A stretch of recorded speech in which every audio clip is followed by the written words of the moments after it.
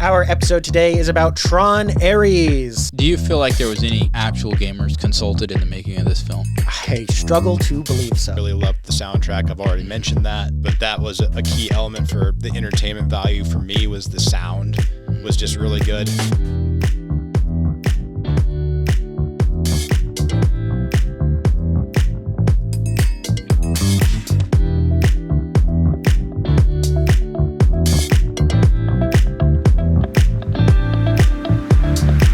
Hello, welcome to the Pop Culture Contrarian podcast with Thomas, Sterling, and Andrew. Hello. Hey guys. Our episode today is about Tron Ares, Disney's newest blockbuster attempt. We'll discuss whether it's a win or not. Before we get started, go check out patriotshop.us and buy a shirt or a mug or a book or something like that. There's all sorts of great stuff, stickers. Go find something you like, peace through superior firepower, all sorts of great slogans. The best way to support us is to go to patriotpost.us and subscribe to our free daily newsletter. It comes out Monday through Friday at noon. Go do that, and let's get started. All right, guys, Tron Ares. Thomas, I think you were the one who wanted to go see this, so I'll let you take it away. I was just interested because I've enjoyed the Tron movies. This will be the third in the franchise. Begun in 1982. Jeff Bridges was the main actor. Hey, it's the big master control program everybody's been talking about. Basically follows in the footsteps, although there's a lot to be said that the first two movies are much more tied together than this third one is to those original two. Agreed. But it still has all your basic Tron-ish elements that make it a computer-based ideal movie. Yeah. I guess is the way I put it. Sure, yeah. Right. I mean, it's playing in the playground of the first Tron movie. Yes, definitely. That's the important thing here, yeah. Yeah, Andrew? I think traditionally, for those who really know a lot about Tron, especially the 82 version, it was a bit ahead of its time. So, and we can get into this, but I don't know if that is the, I guess, the bar that we're setting for the third one. I guess that would be reasonable to set that bar for dealing with themes that are what's the future of computing, the relationship between computers and human beings, those sorts of ideas that in 82, when almost nobody had a home computer, were a bit revolutionary. The first Tron movie, the one from 82, was one of the first movies ever to use extensive CGI and specifically 3D computer-generated animation. Yeah. Very revolutionary at the time, and you can tell. Well, critics at the time actually said that it was cheating because like 75% of the movie was computer generated. Was it originally a 3D movie as well? I don't think so. Okay.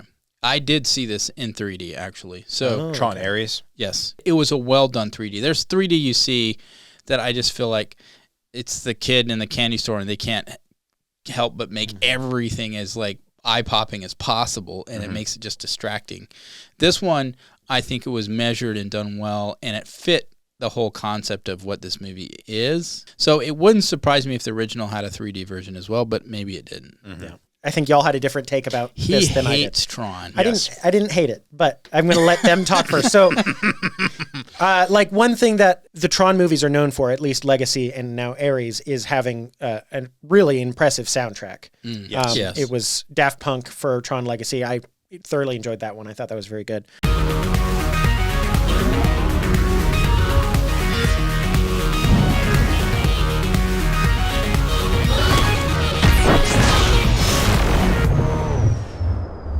And then now it's 9 Inch Nails. And I think, Andrew, you're a fan of 9 Inch Nails, right? Yeah, definitely. Yeah. Well, I've been listening to the soundtrack like all week.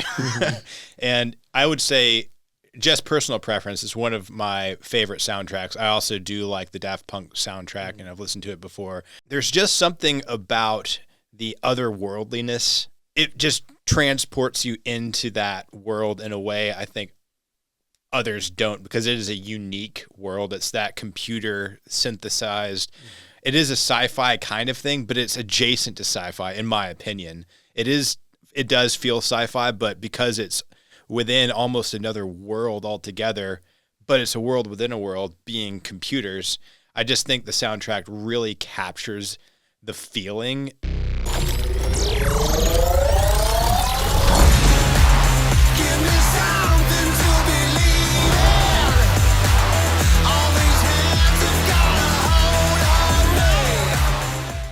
for me, it created that emotion and the feeling of I'm really being transported into this. Yeah.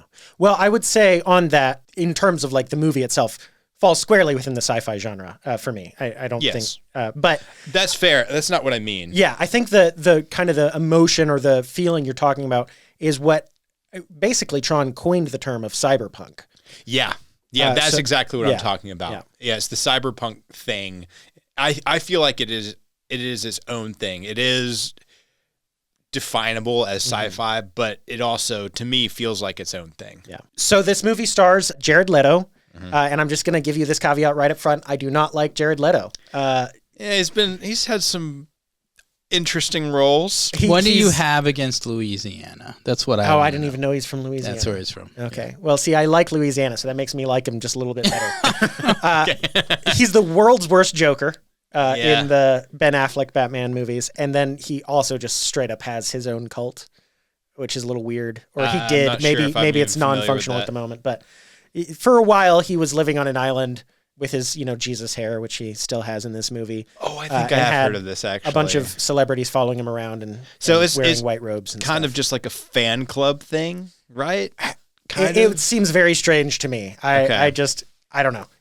It's a very modern term, and he just gives me the ick. Ick. You know? He gives you the ick. Okay. Yeah. Yeah. Let's put that on record. I can understand. I mean, there are certain actors that I don't really enjoy or don't like them as individuals, but I can still, or attempt to sometimes appreciate their acting. I'm not saying I'm a fan of Leto. I think he's a good actor in certain roles. I think this one is a type of role that fits his I agree. I don't think he was terrible. I don't think when I was watching it, I didn't think, this character Ares would have been better played by X, Y, or Z. Yeah. So this movie, it's obviously it's a sci-fi kind of blockbuster-esque. It's meant to be that kind of thing. I thought there was some good action sequences. There was like the camera work. It's clearly like referencing the previous movies a lot, but the fact the camera flips over an awful lot in this movie, it was a little bit too much for me. But then some of the action sequences were still really, really good. Especially the final fight was choreographed pretty well. I thought that one was pretty impressive. All three Tron movies kind of lean into the kind of the aesthetic of the movement of the characters, either in gaming or in fighting. All three movies have that. And because of the way they kind of, at least in the first one, it was kind of like this digitized world. And so it's all these hard lines and bright contrasts. It just makes it unique. And this one, of all three, this one has the most nuance in between all that. You could also see much more detail within the garb they're wearing. More so than the first two movies. Because each one of these movies has dealt with the cutting edge of technology in the era, it was definitely an intentional choice to go with that nuance and that contrast because it squarely deals with the topic of AI. And that's where we're facing at the moment is questions about AI and the future of humanity and even the nature of humanity as the concept of a machine maybe becoming sentient. So the idea that Tron deals with the cutting edge of technology at the moment, that's certainly true of the first one. And I think it should be true of all three. It's certainly true of the first one. They were using techniques no one had used before. They were just really diving into the idea of like, what if there were a virtual world where programs could become human or human-like? Are you talking about filming techniques or are you talking about the ideas? I'm talking about both. So the first one, you can absolutely say was cutting edge. The second one, I kind of feel like it's just more of a direct sequel of the first one. I can't really think in that movie. It's been a long time since I've seen it, but I can't really think of what I would say is like, oh, that's a movie that could only be made in 2010. I can't think of many things like that. As far as the filming techniques? The filming techniques or just the themes explored in the movie. Right. Okay. I guess maybe it's for the themes. Sure, I agree with you. I do think the filming is pretty cutting edge at 2010 level. I would have argued at that. Having recently seen it, it was it looks good, no question about that. It looks good. And then this one, so the AI element, clearly, I mean, that's kind of what I was excited about with this. Is I was like, oh, I'd like to see an exploration of AI because it's maybe the first movie I've seen that's really tried to tackle AI since AI has become something we all deal with in our everyday lives. What I was struck by is how the story of Ares and Athena, the two main AIs in this story, is pretty much indistinguishable from any story about a robot coming alive in the 1980s.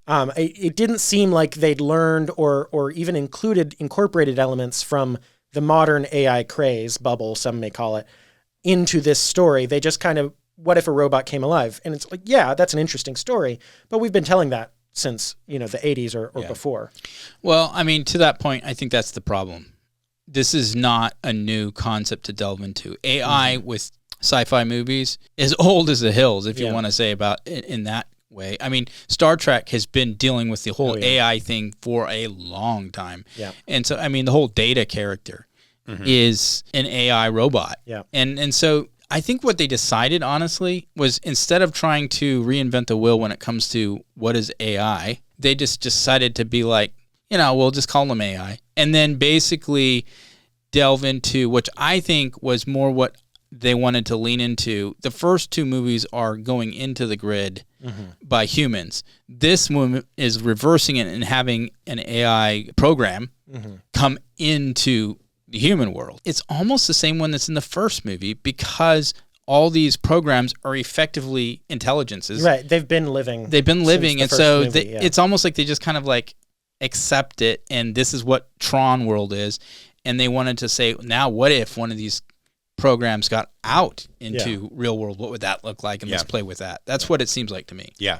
I'm just going to give some basic bare bones structure for what this story is. So there's core conflict between these two companies, which is not set up in the previous two movies. It's there's some hints, but so there's this ENCOM company, which is Jeff Bridges, Kevin Flynn's company. Flynn's company. He in the first movie he's kicked out and has to hack back in, and then he becomes CEO, and then his son becomes CEO in the second movie, and then in this movie, Eve Kim and her sister are CEO. Never met them before, no idea where they came from. We don't there's know. No backstory. They're just how they become. Right. The movie basically opens like, this is your protagonist. Okay, here we go. And then there's this company they're rivals with, Dillinger, which is based in the villain of the first movie, and then that villain's son appears in the second movie. Yeah. And so it's like, okay, there's some history here, but Dillinger was never its own company. Dillinger was an employee at ENCOM in the previous two movies. But it's pretty much just like laying the groundwork. It's saying, this is where we are. Okay, moving on. Here's the story. Then the core conflict is that these AI, Ares and Athena, are the two main AI we meet, come into the real world and they can only live for 29 minutes. That's your core conflict, and the whole movie is searching for something called the permanence code. One thing that I just thought of, a good way to square what you mentioned, the two companies, is almost like a Microsoft and Apple dichotomy. And then there's even in the real world some, I guess, allegations of one stealing from the other. Oh, sure. So it comes from that. I think that draws some inspiration from reality in that. Yeah, and it goes to that old sci-fi trope of, we want to use this technology for military. Right. I mean, that one versus like let's just plant some trees. Or make some trees. Or an orange tree in Alaska in the snow that doesn't disappear and keep producing. Now the orange is a through line from the original. Oh, is it? I don't remember that. Yeah, Flynn prints an orange or downloads an orange. You're right. He does in that first movie. Yeah. So it is a theme. Okay. Yeah, that's one of the little, I guess, Easter eggs. Yeah, it's an Easter egg. So you've seen both movies? Yes. Or before this one, and you've seen all three. Oh, yeah. Now. So that is one key difference here, and I think it's useful for a review like this. I have not seen the first movie. I've seen Tron Legacy maybe twice, but at least a decade ago. So your opinion no longer counts. Eviscerate him in the comments. We know gone. you will. We're counting on you. Trolls. All right, trolls. Hold your horses. Do you not have a Disney Plus account? Could you not have watched it? No. We're going with no.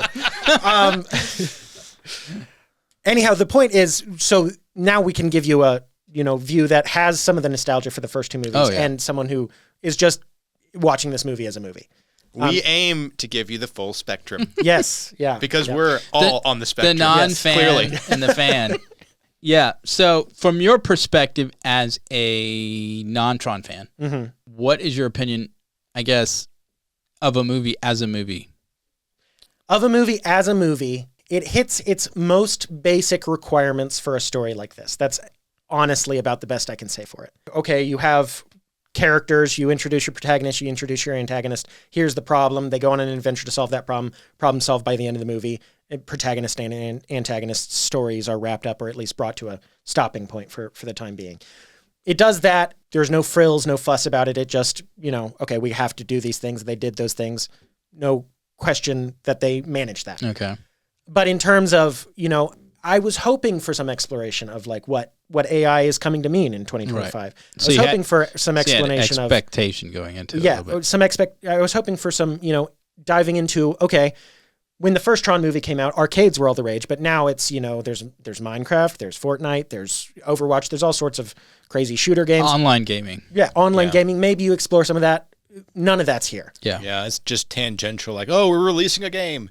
And that is, I gotta say, that took me completely out. In the first 5 minutes, they introduced this game. It's supposed to be the biggest gaming company in the world launching their new game. And it's called Space Paranoiacs Something City. I can't remember what the something is. Yeah. And it's just the most bland name of all time. And understand, this is not 1982 when you can have a game called, Space Invaders.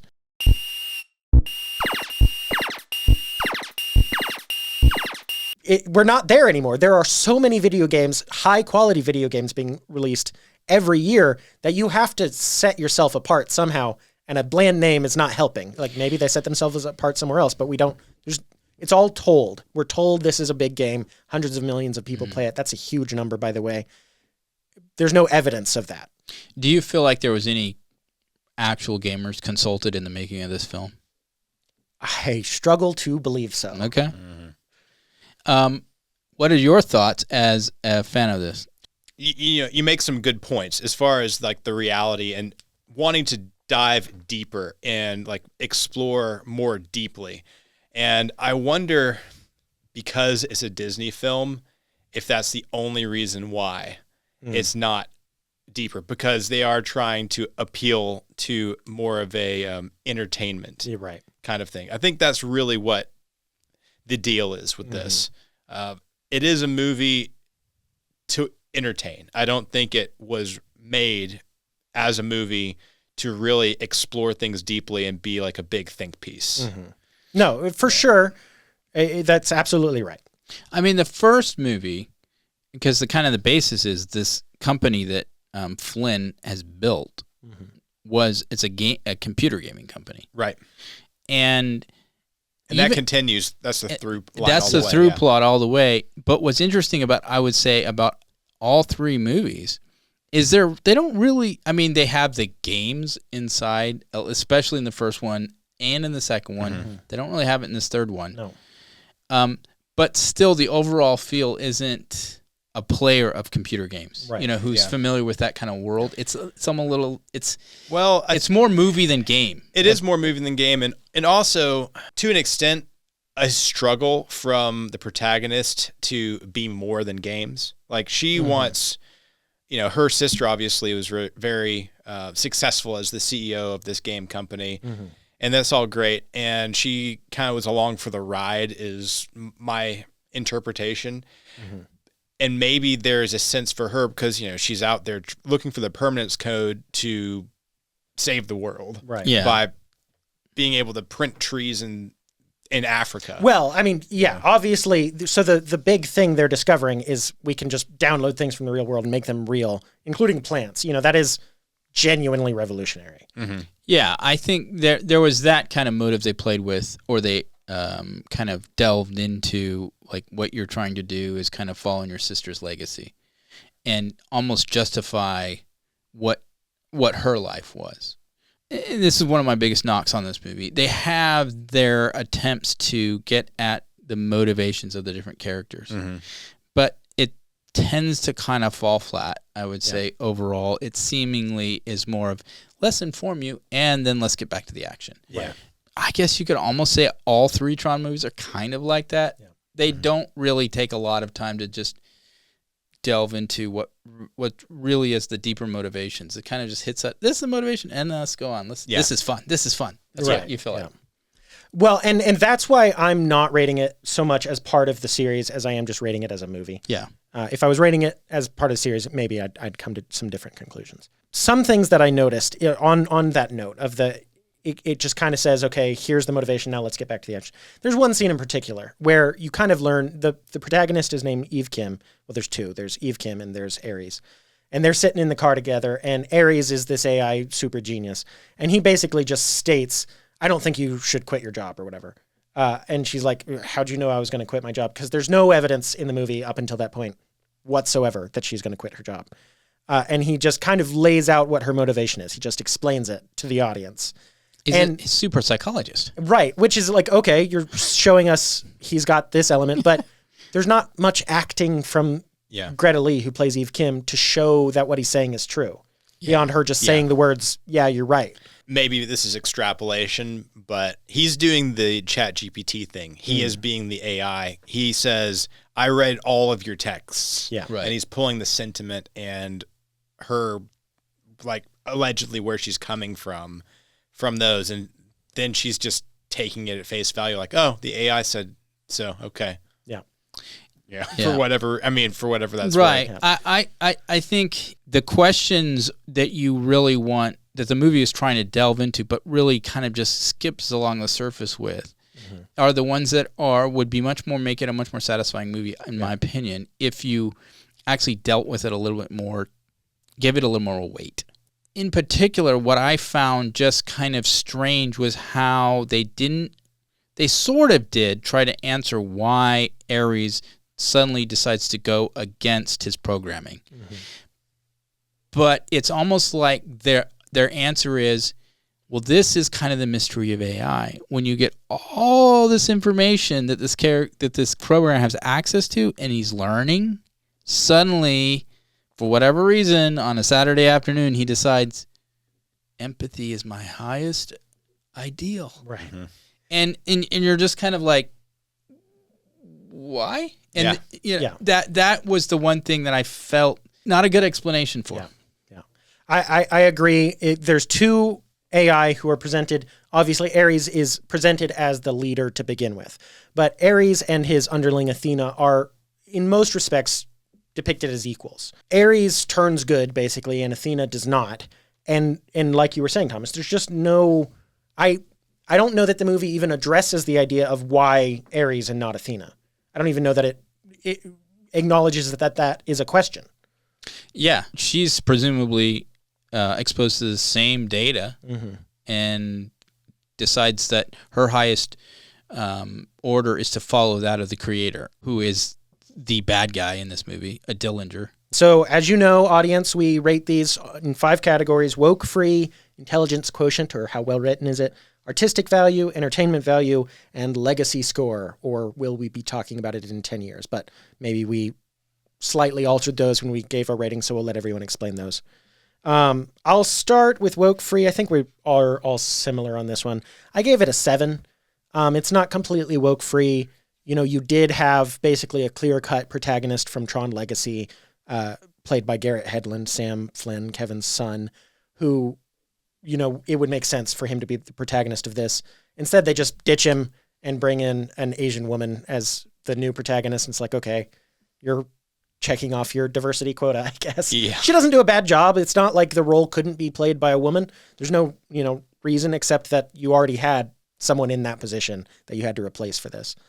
And then there's just, I think most of the time when there's 5 or 6 characters on screen, they are a nice little diverse selection of the planet. I give it a 6. I think that they leaned hard into the whole the women heroine or hero characters. The ethnic diversity is off the charts. It doesn't even make sense half the time. This is the wokeified Disney World. You wouldn't have seen this in the earlier Trons. When you're in the Tron world, you can play around with stuff like that more. Yeah. It makes sense. But when you're coming into the real world, I feel like it had a little bit too much of the girl boss element to it. I do think it's interesting that Ares and Athena, the god and goddess of war, is hearkening back to the Greek mythology. Leto looks it. Athena does not. Just an interesting note on that I hadn't really thought about. But in the Greeks' conception, Athena was your real goddess of war. She's the one you wanted on your side when you're going to war. Ares was the guy that's like, yeah, we can't get rid of him, but I guess we have to have him. So they kind of flipped that for this, that's just an interesting thing. I don't know if they did that deliberately. Yeah, that is funny. I don't know that this is necessarily woke. I gave it a 6, by the way. I don't know if this is necessarily woke, but there was definitely, in the end, the theme of nobody really knows what's true. We just are trying to figure it out. Yeah. Postmodern. Yeah, it's postmodernism. Again, and we've had this conversation in the back. Is that just secular? Yeah. Is that woke? I don't know that it's necessarily woke, but... Yeah. I would say in this one, I'm not even sure that was deliberate. It could just be they didn't even understand what they were doing. That's fair. Yeah. But then also the other considerations that you guys brought up, are contributing to my score as well. So 6. Yeah. All right. You want to go for IQ? I gave it a 5, even though I really liked this film. I did give it a 5 just because it was kind of just like, and this happens, this happens, this happens. Yeah, I'm the same. I do think there's some serious plot holes in this that, they're all over the internet, actually, if you want to read. There's all kinds of what? Yeah. And part of the criticism here, too, would be that we've kind of mentioned this.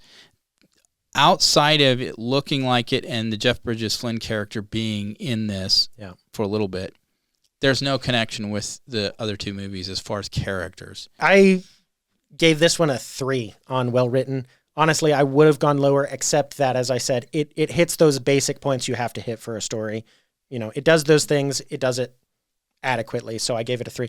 The points off are for some of the things we've mentioned. There's a lot of showing or telling and not showing in this. Like, I'll just highlight one or a couple lines of dialogue. There's a part where Jared Leto, Ares, walks up to Eve Kim and says, "Can I trust you?" And she says, "I can't get it right because it wasn't very memorable, but it was like, maybe, but I wouldn't count on it." And it's like, oh, okay. And they talk some more, and then he rescues her, and they escape to the real world, and then, they drive in a car, and then he's about to go back into the virtual world. And it's been real world time, maybe 10 minutes since the first time that line was said. And then he asks her again, "Can I trust you?" And she gives the same answer. And it's like a cute little callback if you've earned it. But instead, it's been 10 minutes and you basically drove a car in the interim. You didn't earn it. Yeah. Just really felt like this was not I would say not a well-written movie. That's what I would say. Thomas, you want to do artistic? Yeah, I gave it an 8. I liked it. I liked the look. It fit what you would expect from a Tron universe. It was enjoyable to watch. I mean, it's filmed in the Vancouver area. So you got that, Pacific Northwest kind of vibe. I thought it was pleasing to watch. This was the best thing about the movie, in my opinion. It was just really fun to see. Yeah. I gave it a 7. I really liked the visuals. I liked all the ships. I liked all of the, especially like the Tron environments. I liked the light, especially the use of light, which is a key element through all of these films. And seeing that light existing in the real human world was cool, especially like when that police car gets sliced in half. That was really cool. So really awesome. Gave it a 7. I gave this a 4. Again, this could just be that I was in a bad mood. I don't know. I wasn't in a bad mood, by the way. But just the artistic value, visually, certain landscapes especially are incredibly stunning. But that is what you expect from a big budget movie today. It ought to be that's almost bare minimum at this point. The use of light, there's some interesting things, but lots of the time, especially because the camera's flipping over all the time, especially one sequence where they're riding the water bike thing, whatever, to escape from the Dillinger network, going through these grid things. And there's a kind of cool visual element of it where it's like shutters, but at the same time, it's just confusing. Like, it's just a little bit hard to tell exactly what's going on. So I just thought there was a lot of missed opportunity. Honestly, I think Tron Legacy looks better. Entertainment value, I gave it a 5. It does the necessary things for a story. It does have some good action pieces. It does have some, exciting moments. It's, if you just want a popcorn flick, it'll do it. Kind of in the same way I would say something like the Godzilla movies, the recent ones. I give it an 8. Also, I found it very entertaining. I enjoyed it. I didn't feel like it met my expectations. I didn't have this whole litany of stuff. I rewatched both of the early movies before going to this one to see this one, just because I wanted to refresh my memory on it, and it met those levels as far as the movie goes, I would say. I say 8 as well. Thoroughly entertained, especially really loved the soundtrack. I've already mentioned that, but that was a key element for the entertainment value for me. Was the sound was just really good, especially although for some people this might be overpowering, but there are aspects of the soundtrack that almost are meant to sound like interfering frequencies that is like huge, like kind of sounds. And I found that really cool and just, you could almost feel it. It was immersive in that way for me. It had enough themes to be interesting, but also enough to not have to think too hard about it and just sit back and be entertained. Yeah. All right, Thomas, you want to do the legacy? I'm giving it a 5. I think that within the Tron franchise, I think it's solid. It'll be interesting because they're clearly intending this to launch, I think, at least one other film, if not several more. And I think it is a bit of a reboot for sure. But it connects with the original 2 enough that it's very recognizable as a Tron movie. Yeah, I gave it a 5 as well, mainly because, there's not a lot of people talking about Tron Legacy either. And that's fine. It's kind of a niche thing to some extent. Yeah. Not that people who like Tron won't talk about it, but also I don't know that Tron is like a cult following sort of film. It's cool. It's interesting. It's a cultural artifact. I gave this a 2. This is based on a couple things. One, I don't have faith that anyone's going to be talking about this movie at all in 10 years. I probably would have rated Tron Legacy pretty lowly on Legacy, ironically as well. But on top of that, Tron Legacy made $400 million on like a $170 million budget. That's a small profit when everything's taken into account. This one is on its second weekend. It's barely crossed 100 million. I doubt its budget was 180 million allegedly. It's probably more than that. I doubt it'll get anywhere close to 400 million. I'll be surprised if it gets to 200 million. One point I have taking it above a 1 is because maybe they will just go ahead and greenlight a sequel, maybe a Disney Plus show or something. And if that happens, then it'll have some legacy going forward. But other than that, I just don't see it. They have done Disney Plus type animated shows in the past. Right. That were canceled like mid-season or before second season. For Tron? Yeah. There's a short film that came out after Legacy. Yeah, fully animated. Oh, well, really? there's also I can't remember what it's called, but there's like an animated miniseries with multiple episodes. Okay. To your point there, I know this is a tangent, but I do wonder if there would actually be another spin-off show since they did try and fail that in the past. I don't know. The only reason I think it might happen is because they so clearly wanted it to set that up. We'll see. I mean, they've been willing to lose money on a lot of Star Wars stuff. So. Yeah. This is not new for Disney. Star Wars has generated a lot more money than Tron has, though. Yeah, that's true. The other thing I'll say, just kind of capping off my entire thoughts about this movie, is Disney obviously wants to have the next cultural icon under their studio. Yeah, whatever that may be. They bought Star Wars for that purpose. Didn't quite get there. They did have Marvel, huge success. Marvel's, not quite what it once was. They want the next thing. I just like to see some proof that you put effort in. And I don't see that proof here.